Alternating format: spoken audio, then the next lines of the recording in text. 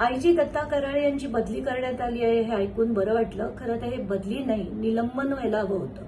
कारण त्यांच्या विरुद्ध अशोक खरातांच्या प्रकरणामध्ये आपण तो व्हिडिओ बघितला ज्याच्यात ते त्यांच्या मंचावरनं भाषण देत होते. खरं तर एका आयजी पदावर असलेल्या व्यक्तीने असं करणं अतिशय चुकीचं आहे आणि त्यांच्यासारखी लोक ज्या मंचावरनं भाषण देतात म्हणूनच जनतेचा विश्वास हे अशोक खरातांसारख्या लोकांवर बसतो.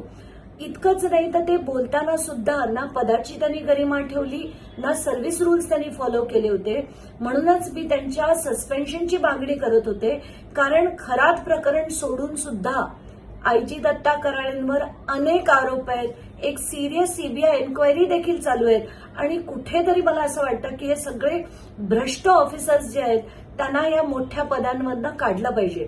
म्हणूनच मी आधी अभिजित भांडे पाटील यांच्या विरुद्ध पण लढत होते आणि आयजी दत्ता कराळे यांच्यावर पण लढत होते. तर आत्ताच्या घटकेला ही बातमी ऐकून थोडं बरं वाटलंय. खरं तर ही कारवाई ही बदलीची नाही तर निलंबनाची असायला हवी होती असंच माझं मत आहे.